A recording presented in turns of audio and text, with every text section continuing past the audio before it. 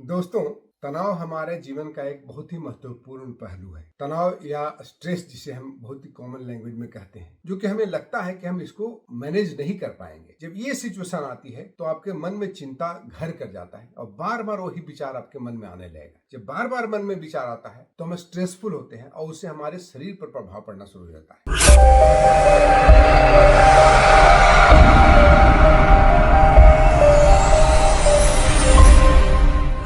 तनाव या stress normally ये दो तरह के होते हैं। एक होता है यू स्ट्रेस, दूसरा होता है डी स्ट्रेस।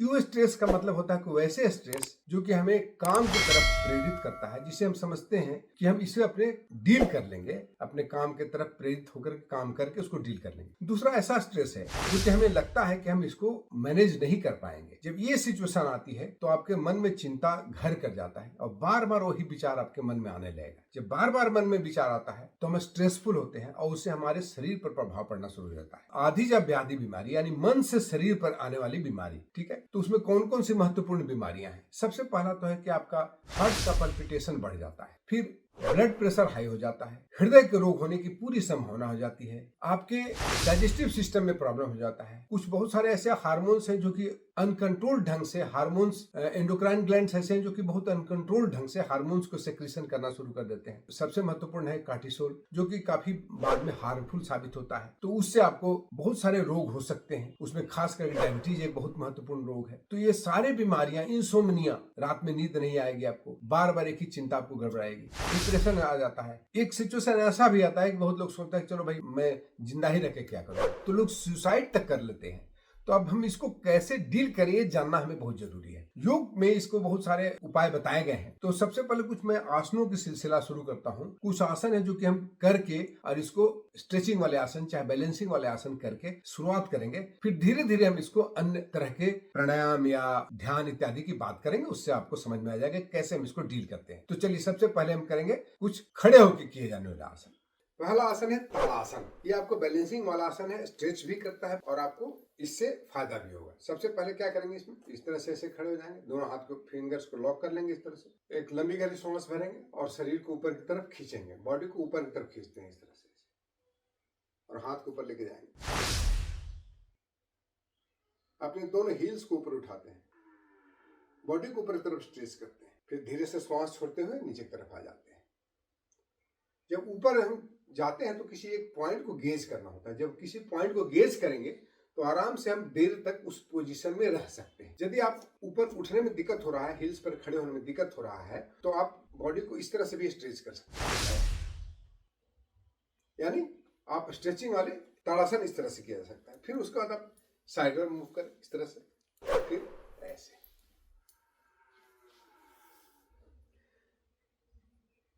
इसको 3-4 बार कर लें। इसके अलावा एक सबसे बहुत महत्वपूर्ण आसन है जिससे हम कहते हैं वृक्षासन। वो आपके मन को कंसंट्रेट करता है और विचार जो इधर उधर भटक रहे हैं वो क्लियर हो जाते हैं। तो उसमें क्या करेंगे, इस तरह से बैठते हैं, ऐसे आएंगे,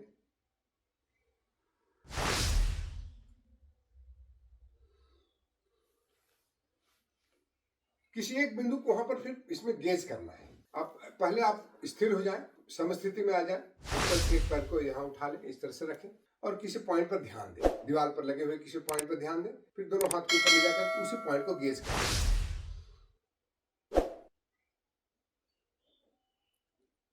जितना देर तक हो सके इस पोजीशन में रहेंगे उतना ही आपको फायदा करेगा। अब हम बैठ के किए जाने वाले कुछ आसन दिखाते हैं। सबसे पहला है चाइल्ड पोज या जिसे हम बालासन कहते हैं। बच्चे स्वाभाविक रूप से तनाव में नहीं रहते हैं, इसलिए इससे वो आसन लिया गया है बालासन। तो इसमें क्या करेंगे, चुपचाप इस तरह ऐसे बैठेंगे, दोनों पैरों को इस तरह से ऐसे मोड़ लेंगे, मोड़ पाते तो मोड़ लें और उसके बाद फिर दोनों हाथ को ऊपर उठाएंगे इस तरह से और सांस भरे, सांस छोड़ते हुए आगे कर जाएंगे ऐसे। पूरी तरह से सरेंडर कर दें अपने आप को। इस पोजीशन में आकर के पूरी तरह से लगे कि बस स्वयं को ईश्वर के प्रति सरेंडर कर दिए। पूरी तरह से अपने आप को, सांस को इस तरह से ऐसे छोड़ेंगे, रिलैक्स करेंगे। तो ऐसे ये पहला आसन है, इससे भी आपको काफी रिलीफ मिलेगा। दूसरा है मार्जरी आसन। स्ट्रेचिंग के साथ साथ में आपको श्वास को भरते हैं, ऊपर ले जाते हैं, फिर श्वास छोड़ते हैं नीचे की तरफ, हिप उठाते हैं, सर उठाते हैं,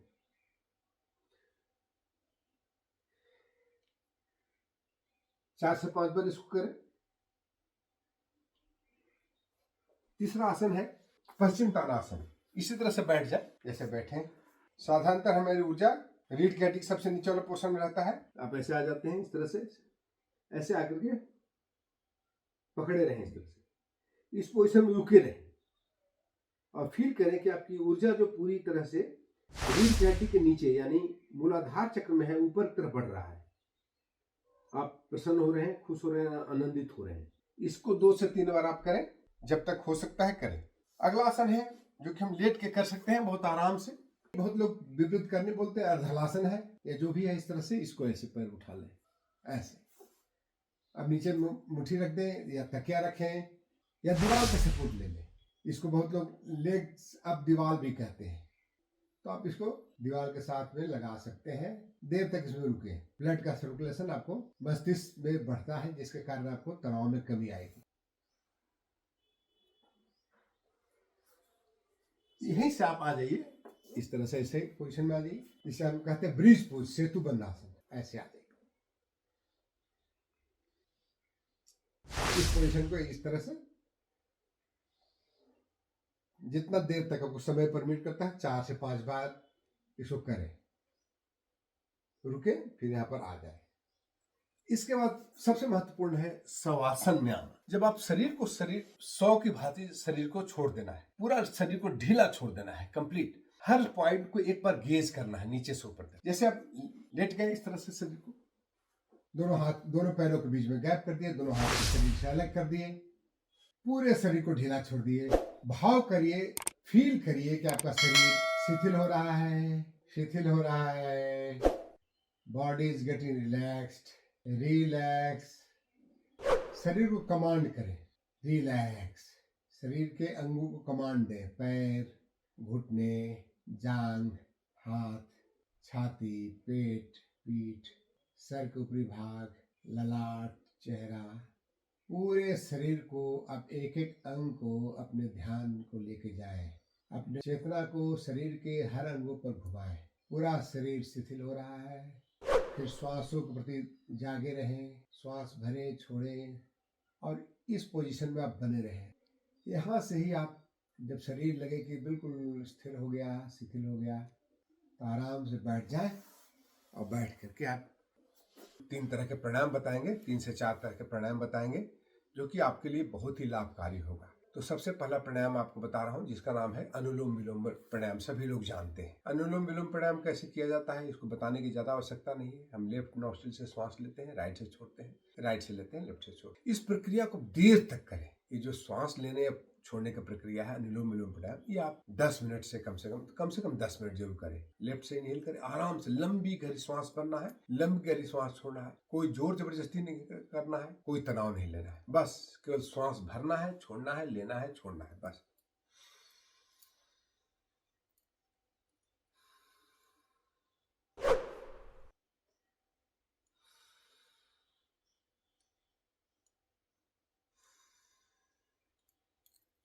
दो बातें इसमें मैं बताऊंगा।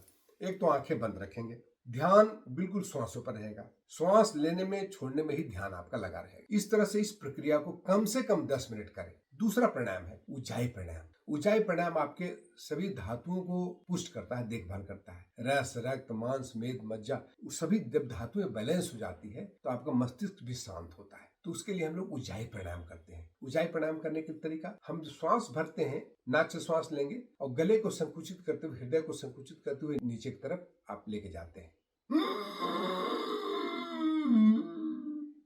फिर बाएं नाक से श्वास छोड़ देते हैं, दाएं को बंद करके छोड़ते हैं इस तरह से।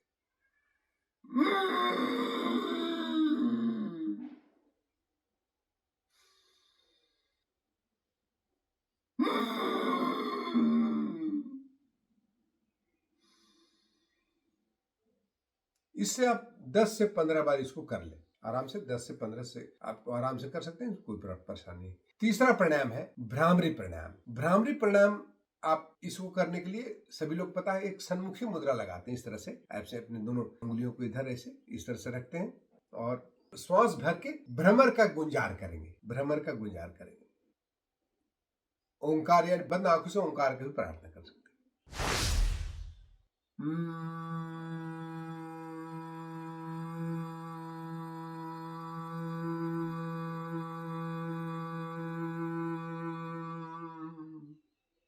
ये हुआ ब्राह्मी प्राणायाम। इसके बाद ओंकार का नाद कर सकते हैं। आराम से बैठ जाए, आंखें बंद करें और ओंकार